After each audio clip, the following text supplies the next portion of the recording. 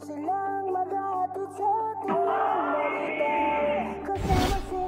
is it, politics.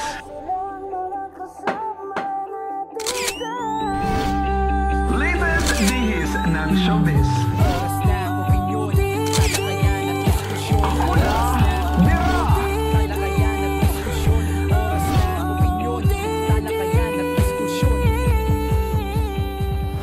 Magandang oras sa inyong lahat. Naku!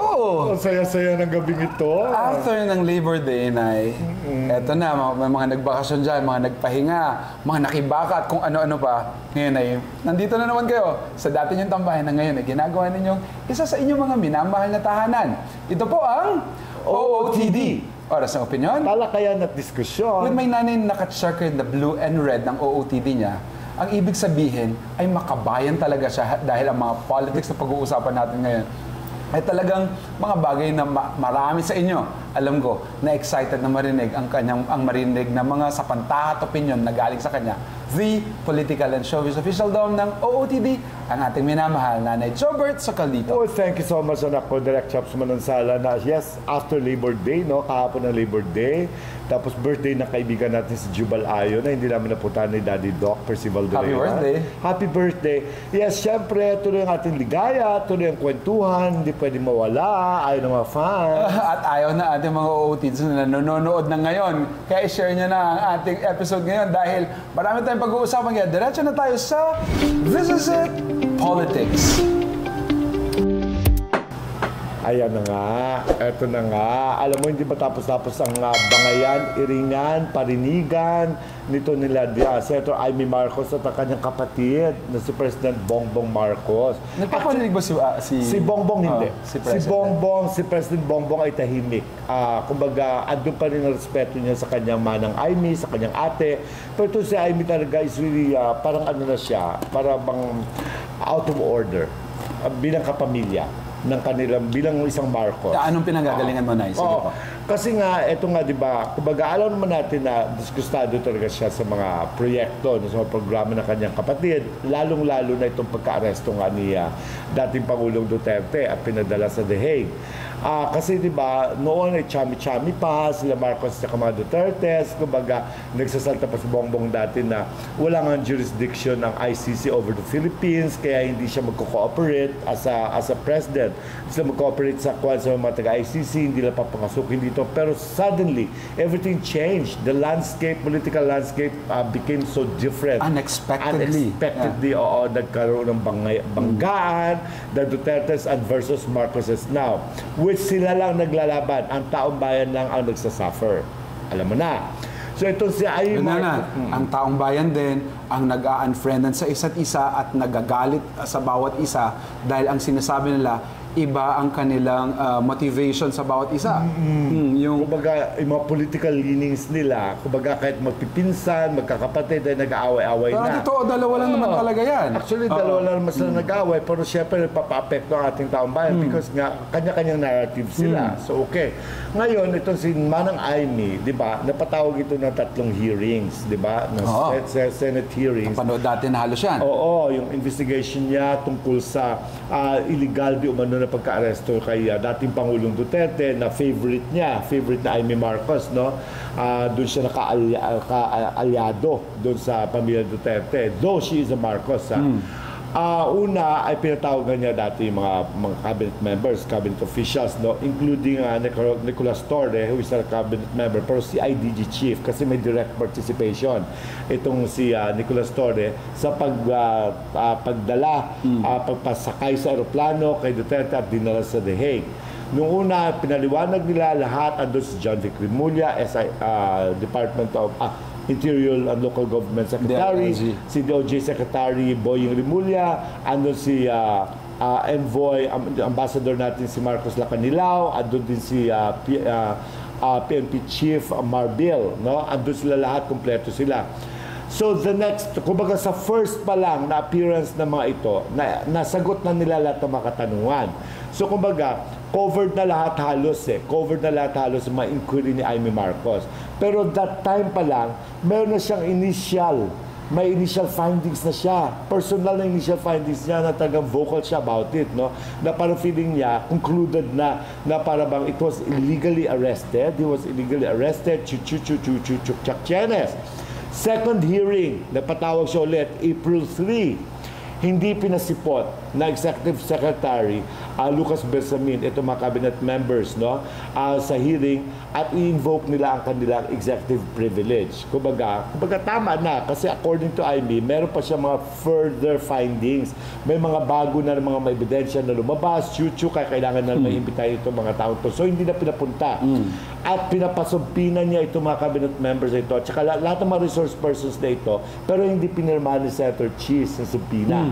Kumbaga, nagsalta nga si Senator Cheese Sabi niya, do not use the Senate para sa sarili mong interest. Self-interest.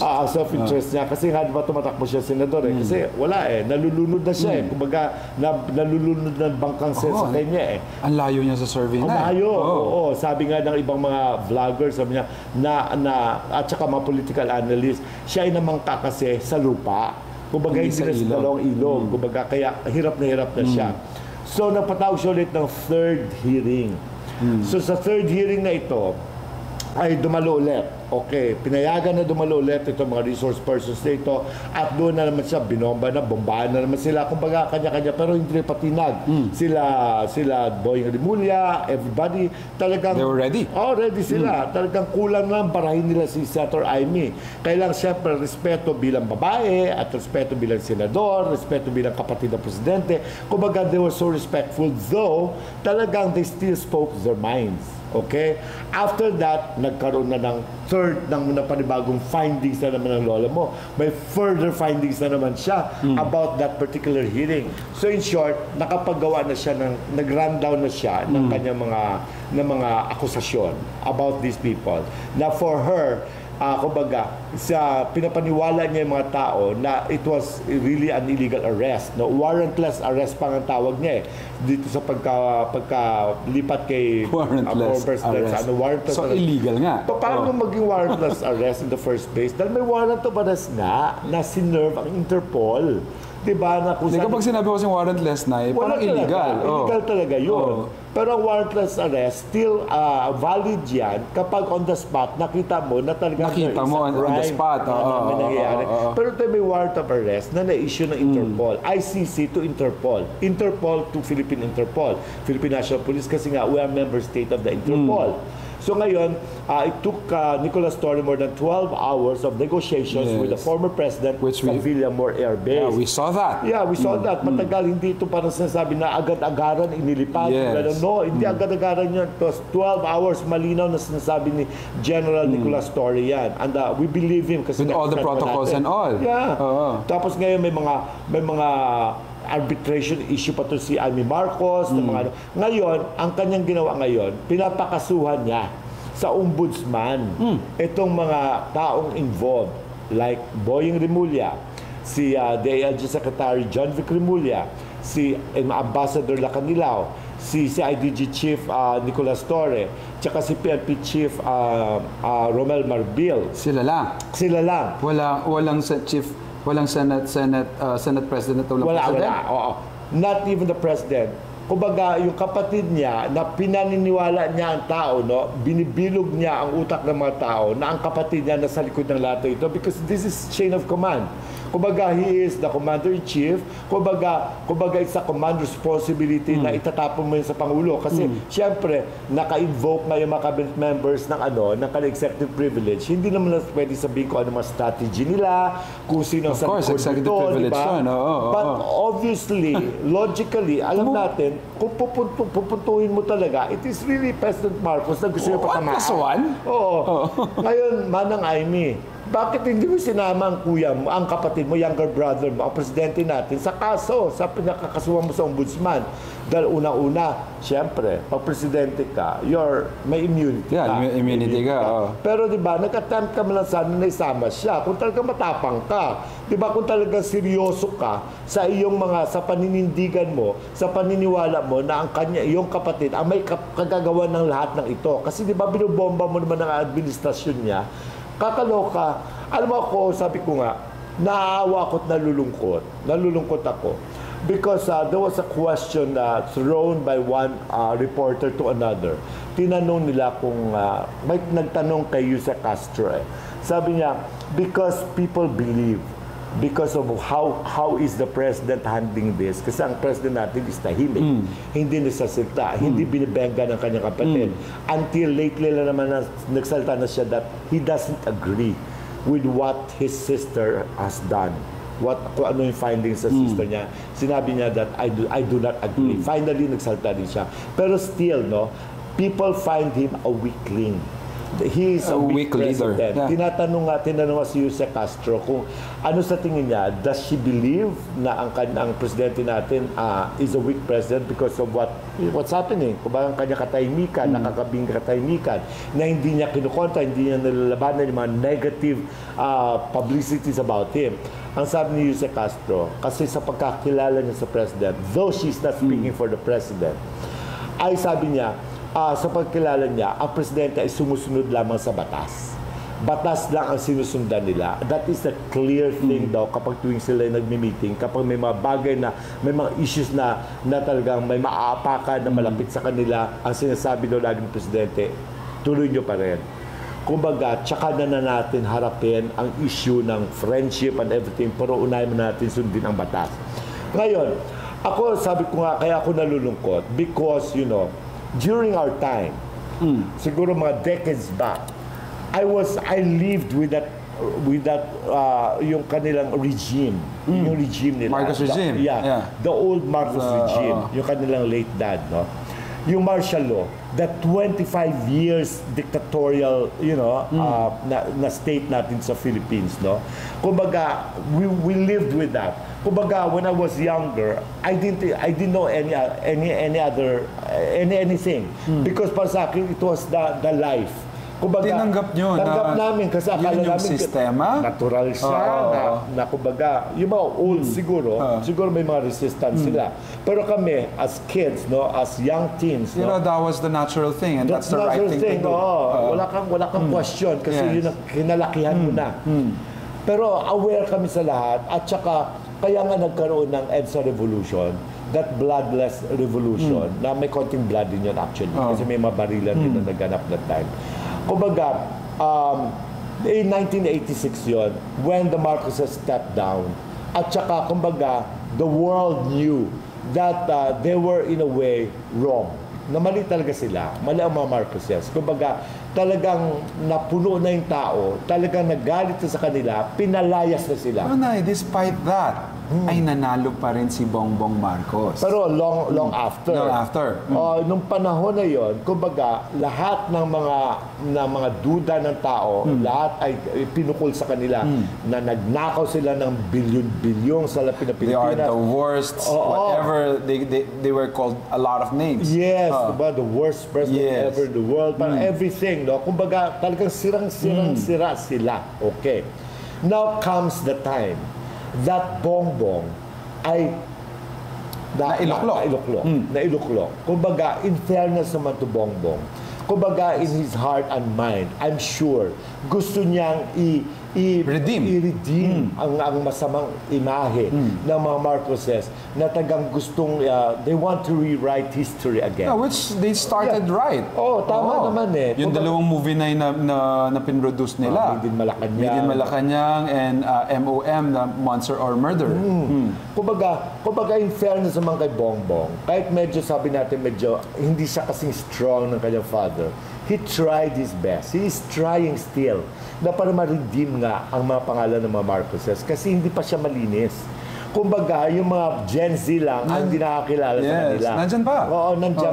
Pero yung mga olds na mga buhay pa, mga nakakaalam, just ko everybody, including me, no, ay alam natin kung anong pinagdaanan hindi pa nawawala sa kaisipan at katinoan ng mga tao nakaranas noon. Pero still, no, we still support whatever beautiful programs that is doing. Kasi nasabi ng weak leader, ano ba ang basahan ng pagiging strong at weak leader? Pero sa akin ay, the fact na out of the blue, parang biglang nailagay nila sa Hague si Presidente Marcos without yung hindi sila President Duterte. Yeah, I mean, si Duterte hindi nakapaganda ang mga parte ng mga Duterte. That for me is something Alam mo, good. that's a nice move. That's a good one. Kailangan problema rito ang nakakalungkot, heto ka, yung kapatid mo na naging Pangulo ay pilit na ginagawa ang lahat ng magagawa niya para maibalik yung tiwala. Yung tiwala ng mga tao kung saan kailan sila nasira in the past. Kumbaga, na sana maibalik ng buong respeto at ang tiwala. Pero heto ka, ang ate mo na dapat ay kasama mo sa pagtulong para ma-redeem ang pangalan mo, Marcos, ay siyang sumisira sa iyo na ikaw ang Pangulo ng bansa. Instead na tulungan ka, di ba? Kumbaga, instead na tulungan ka na maibalik yung tiwala ng mga tao, ay hindi pumapayag ng ate mo, lalo kanyang ginigipit. Lalong ginigipit ang mga pangalan ng mga Marcos. Lalo kanilang, hindi maalalay. Sinisira niya ang kumpiyansa ng mga tao sa pamahalang ito. Sa tingin mo, saan kaya papunta ang political career ng kanyang kapatid na si Amy? Si Amy talaga, I know she has lost her career. If you were to ask me, talagang wala na talaga siyang political career. She destroyed everything. Kumbaga, at ang mahirap nito, yung tiwala ng mga tao para sa mga Marcos ay talagang hindi nila maibigay. Kumbaga, kasi nahahati pa ng mga tao instead of getting the sympathy. Kahit na lahat ng kabulastugan gawin ng mga Duterte, ay hindi nakukuha ni Bongbong Marcos ang full sympathy because he has a sister na kinukontra siya na naniniwala doon sa kabila. Mas pinaniwalaan niya mga Duterte kaya sabi nga nila, bakit hindi lang siya magpalit ng apelido instead of Marcos, magpa-rebaptize siya. Pangalan ng Duterte nagbibilib gamitin din yung niya. iba na at least merong isang Marcos na nanindigan na sa tingin nila ay tama. Kung tama sana. Pero alam naman natin na hindi tama.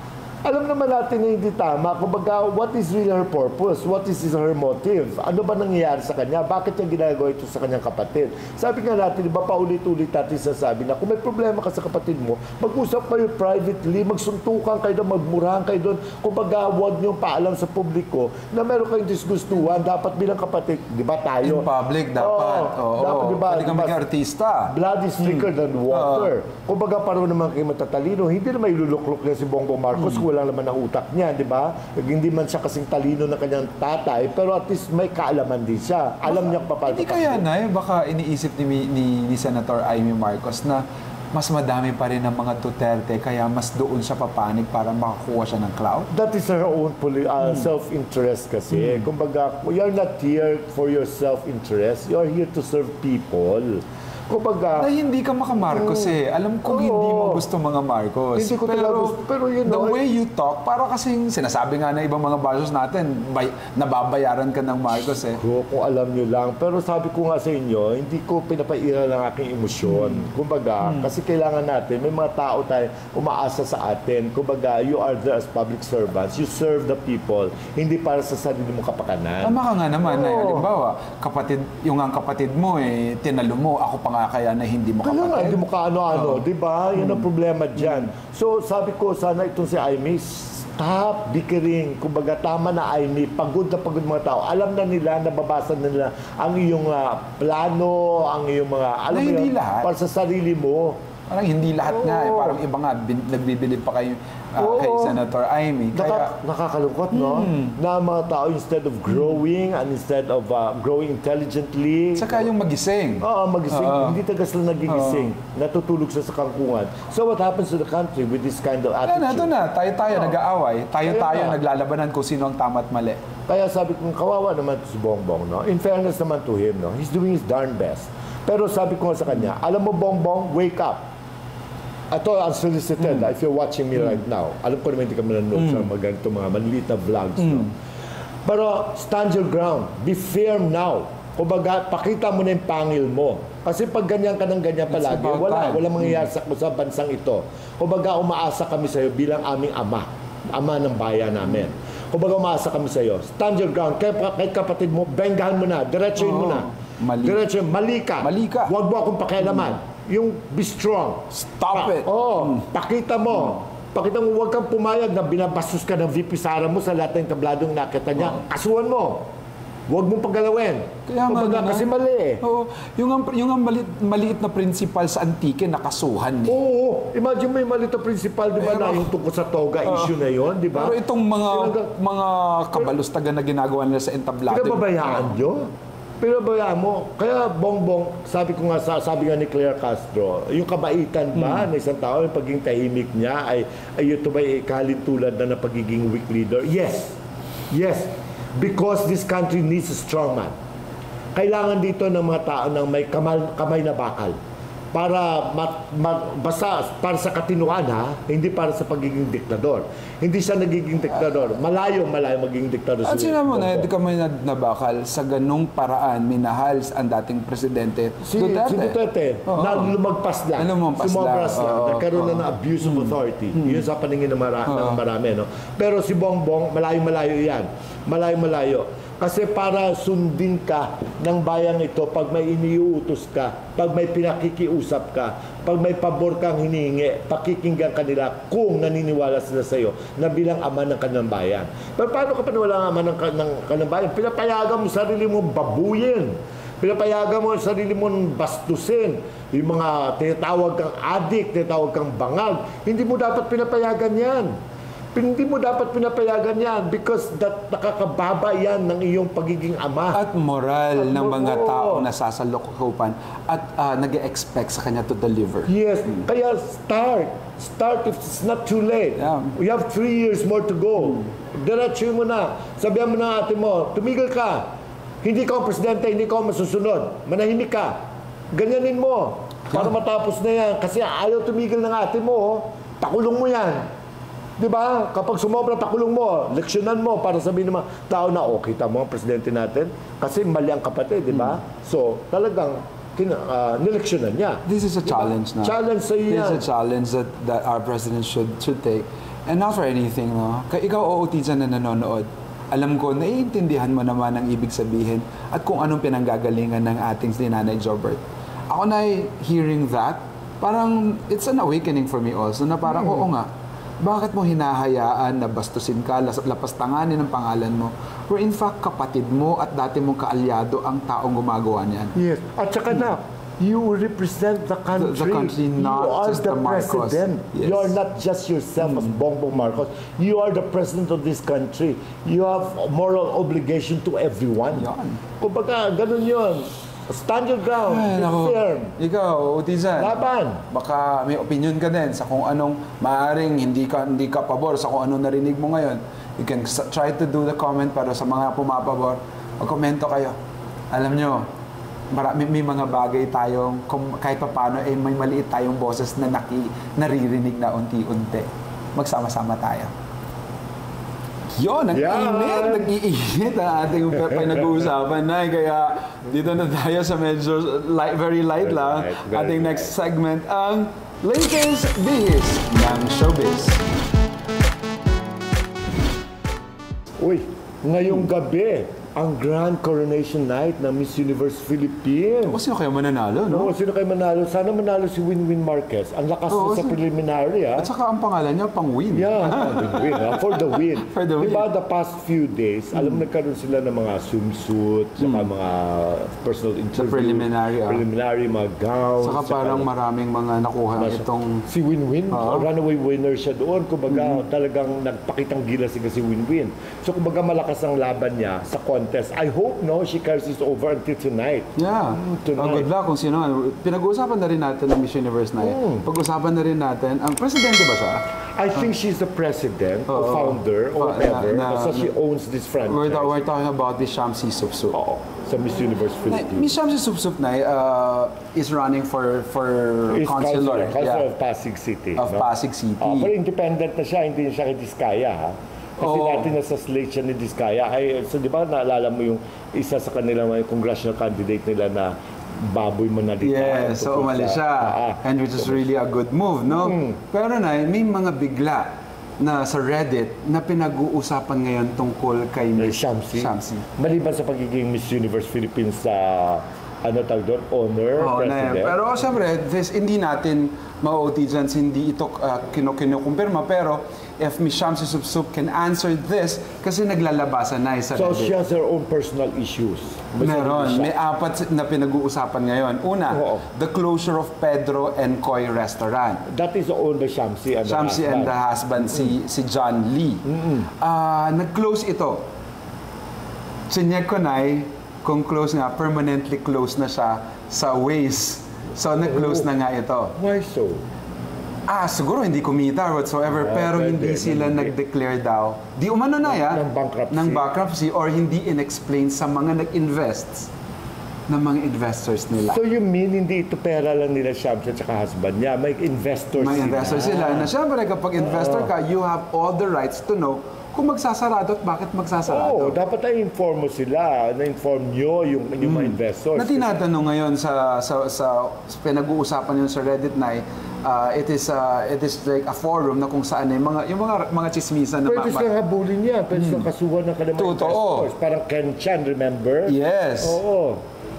Tapos yung isa pa na pinag-uusapan ngayon, Nay, yung kanila charity fund allocation during the pandemic. Oh. Di umano, Nay, di kasi meron silang Miss Universe, yung Miss Universe Philippines collected charity funds to assist those in need during the pandemic. Okay. Ngayon, ang ginawa, yung pera daw, di umano, mga OOTians na binambili nila ay bumili sila sa Pedro and yung restaurant nila. Kumbaga yung foundation, parang foundation charity nila, na talagang yung nalikom nila mga pera doon, na para pantulong doon sa mga tao, ay doon nila binili rin sa kanilang restaurant. Pedro and Koy. Para at least, Kumikita ang Pedro and Koy, sa kanila yun, tapos nakatulong pa. Pero for other people, Pero I don't think that's wrong.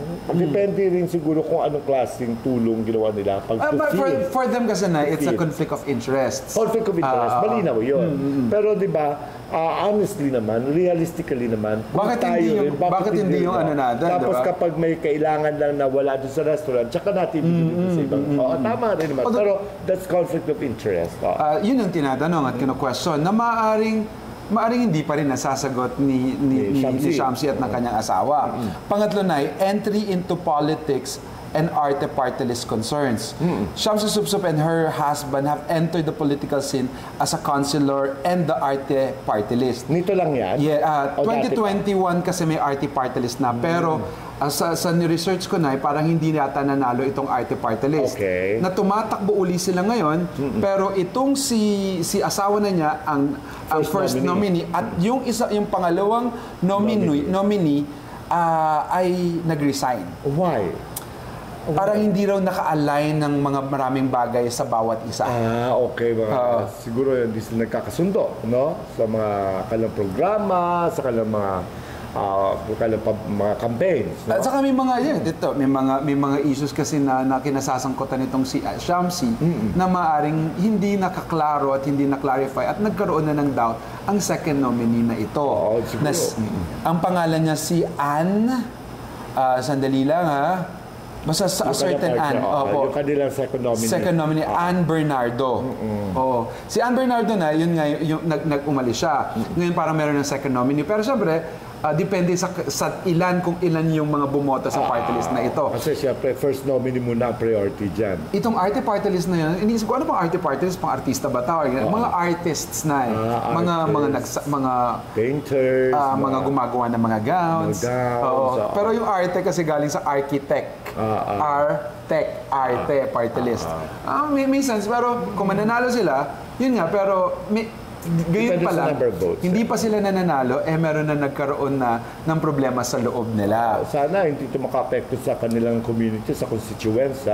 Pero ang party list kasi is national National in nature kasi ang boto niya can come from any part of the country, hindi ito local Yan. Yung Tapos, party list. ang panglima na na pinag-uusapan sa Reddit na yung partner niya na si Jonas Gafford. Yes, si Jonas na nagdi-discover ng mga beauty queens. Na may-ari ng Empire Studio na nag-close pero ngayon Empire Agency that now owns MUPH franchise. Na para ang sinasabi na pinaprioritize ng Empire Agency na ito ang mga under sa kanila pagdating sa MUPH. Oo, kasi may balita pa nga ako dyan before eh. Kumbaga, because they are the people behind MUPH, kung sino ang pinupush ni Jonas Garfield na kandidata, siyang nanalo.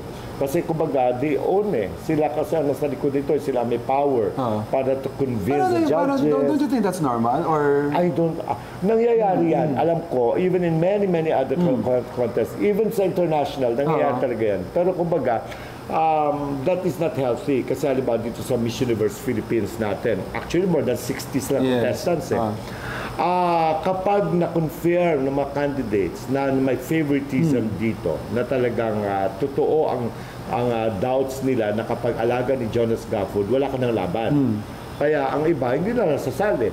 Marami nagbaback out. Pero Pero hindi naman nananalo lahat ng mga under sa kanya. Oo. Pero siyempre, Nafe-favoran. napifavoran. Kumbaga kung ako rin contestant, ba't ako sasali sa'yo? Alam ko naman na hindi ako mananalo. Kumbaga, don't want to put... Kung ako naman yung contestant at alam ko mafe-favoran ako, edi kasi sa agency mo na ako sumali. Oo, tama. Di ba may ano siya dati? Ano pangalan na kanyang agency dati? May talent agency yan eh. Mercator. Oo. Kasi di ba, siya bang nasa likod ni Pia Wurzbach?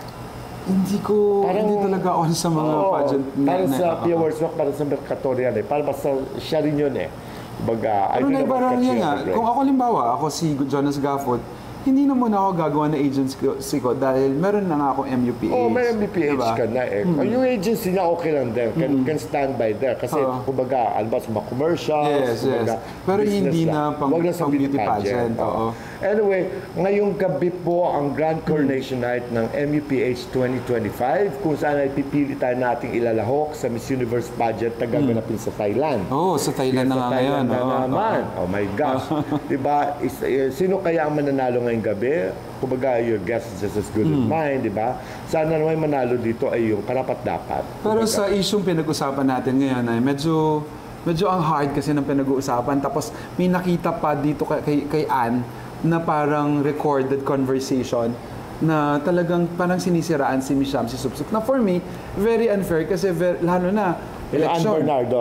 Yung Ann Bernardo na parang nilalabas nila yung kanilang conversation against Shamsi Supsup. Kasiraan yun sa pageant at the same time sa kanyang kandidatura as Pasig Councilor. Sana maayos ito ng Shamsi Supsup bago pa mapumutok ito ng todo kasi maapekto ng kanyang kandidatura. Kasi, we don't know what she can offer also Pasig. Malay mo, baka she could be a good public servant kasi mukhang nag-iingat din naman yan eh. Parang mabait naman siya eh. Mukhang mabait naman, tsaka mukhang matalino ang batang to.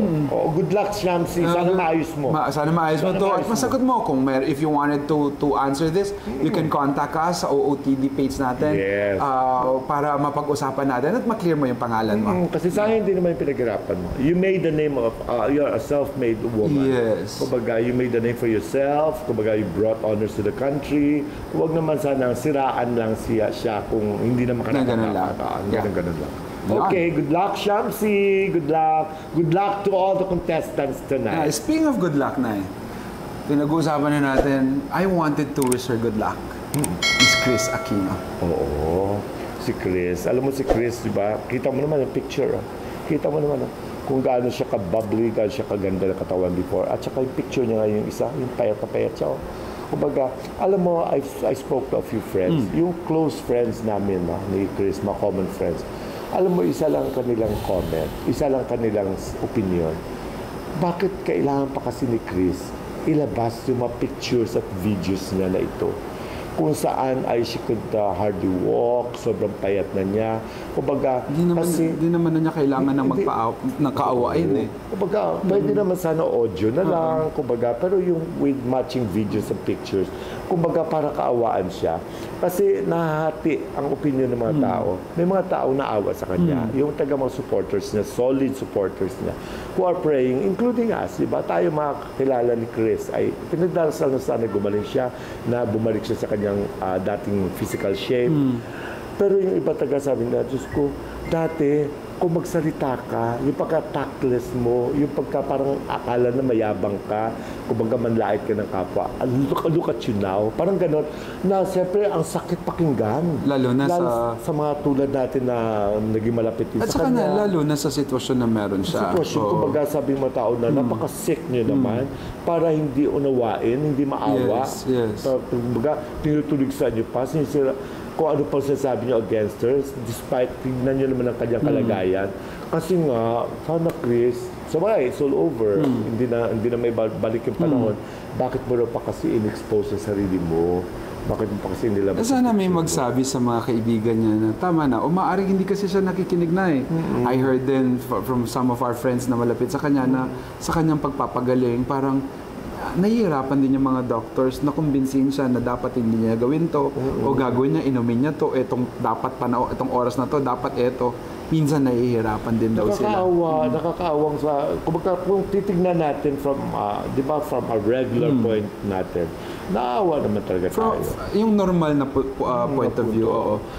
Maawa ka talaga. Iba talaga na, siyempre, hindi maalis sa kanila na may masasabi pa rin na hindi ganda because nga of how she was before, who she was before. Mas magandang sariwain na lang kung gaano siya kaganda at kung ano siya dati. Yung masaya na lang. Yun na lang yung maalala ng tao. Yung masayang part na lang of her. Oo. Huwag natin siyang ibalik sa mga pagtataray niya, yung paglalait niya. Wala na yun.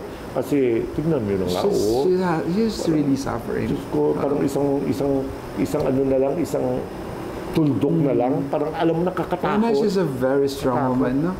A fighter. She's a fighter. At saka, we don't know how she feels right now. Yes. Kung tayo nga medyo okay mapangatawan natin. Yes, konting sakit lang ang ngipin. Diyos ko, iniinda na natin. Mga karamdaman natin, di ba? Nagkakaroon tayo ng mga karamdaman. But what more? Kay Chris, tingnan nyo naman ang kanyang katayuan. Chris, basta we pray. Just hold on, ha? Yan, mga OOTs natin na pareho natin na yun, pareho sila natin ng opinion tungkol kay Chris Aquino na sana we will always pray na gumaling ka na talaga ng tuluyan. Tsaka pakiusap na lang natin, for those who have nothing good to say, huwag na lang please magsalita. shut up. Oo, huwag na. Mahirap din. Kasi kung tayo rin sa kalagayan ni Chris, we wouldn't like it. Okay? Yun, para sumayin naman na tayo na diretso na tayo sa ating trending funny video.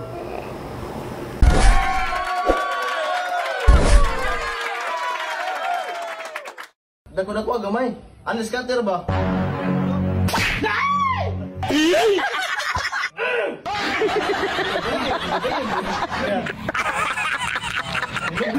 Kaloka no. Sigaw ka nga na.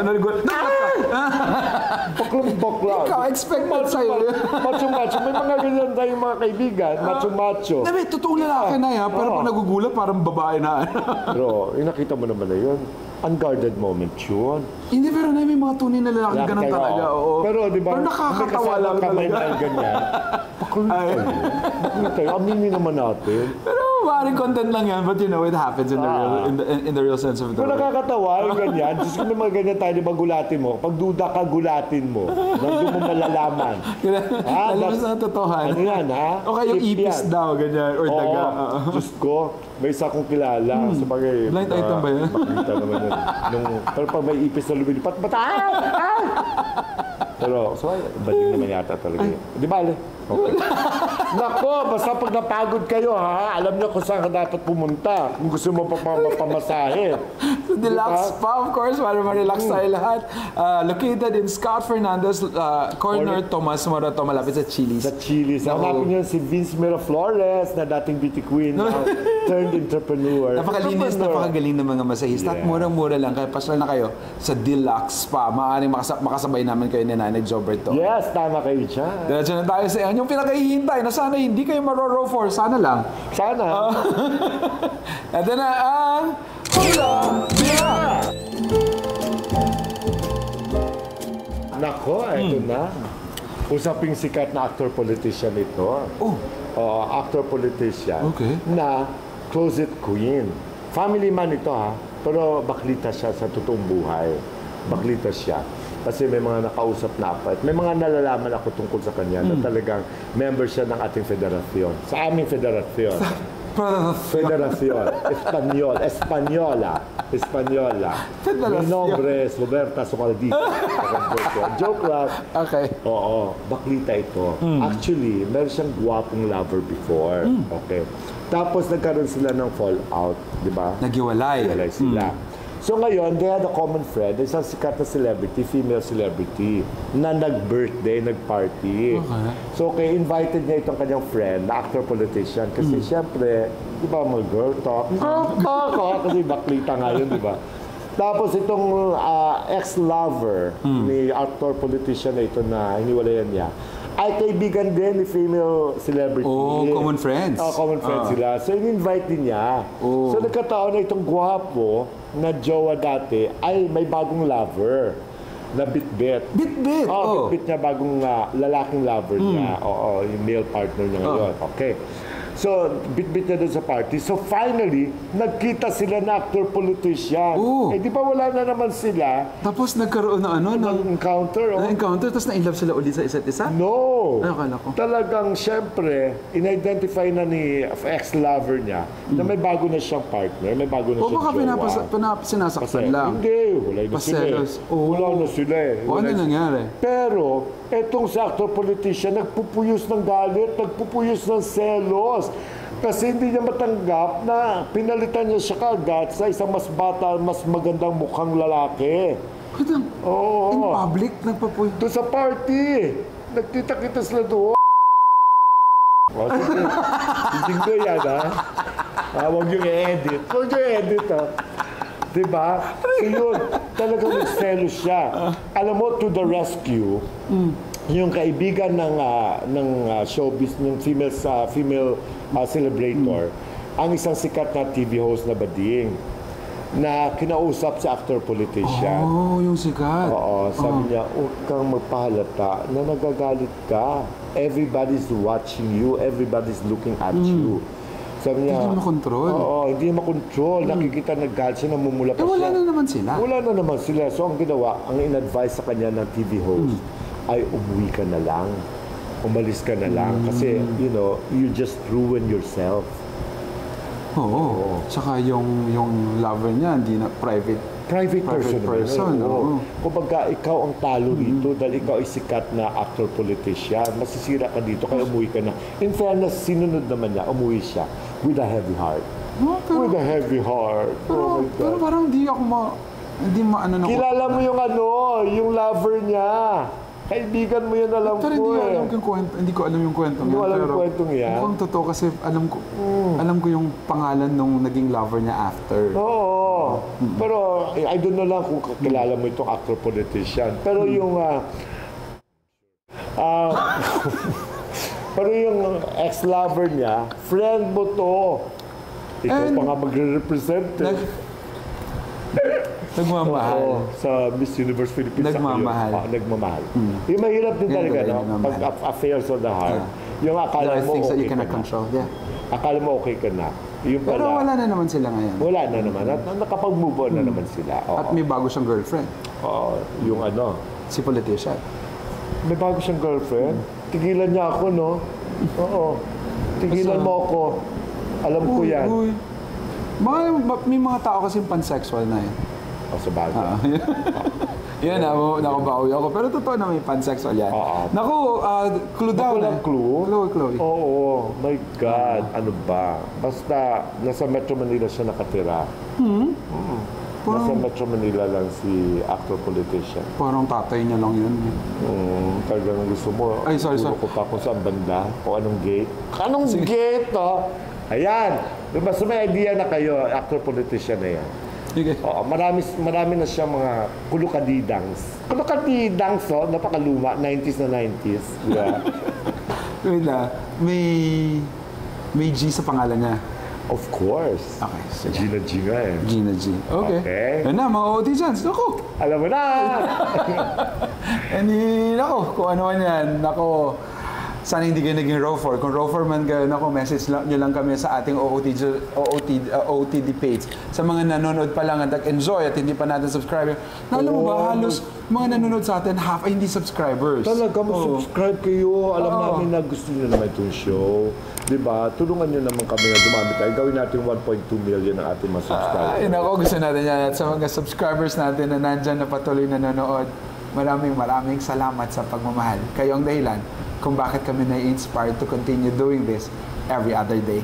Ito po ang OOTD. Oras ng opinyon. Talakayan at diskusyon. With my nanay na pagdating sa usaping politika ay hindi talaga siya magpapahuli. Your opinions are really felt and they're coming from your heart, and because of that, we learn from it. Ang ating minamahal na Jobert Sokal dito. Thank you so much, anak. Direct Chops Manansala. I also learn a lot from you, all of your teachers. Of course, sa'yo, anak, na napakatalino at saka napaka-level-headed. Hayaan nyo na ako, minsan talak lang ako ng talak. Siyempre, dala lang yan, spur of the moment, sabi nga nila. Diba? Hi, basta. Ngayon ako, ang takeaway ko ngayong oras na ito, na yung, ang pamilya ay pamilya. No? Yung pamilya ni Chris Aquino na nagpapalakas sa kanya, yung pamilya ni Amy Marcos at ni Bongbong Marcos ay isang pamilya na sana ay hindi na magwatak-watak, magkasundo, at lalo na sila ang inaasahan natin ngayon dito sa Pilipinas na maging tama. Sana'y magkasundo dahil isa lang yung pamilya. Yung pamilya mo, yung pamilya ko, isa lang. Patuloy tayo maniwala na tunay nga na mabait talaga ang Diyos, and to God be the glory. Bye-bye. We love you. Kapampangan! Maraming marakal salamat ka rin, Kapampangan naman, Albe. Yes. Bye-bye. See you again.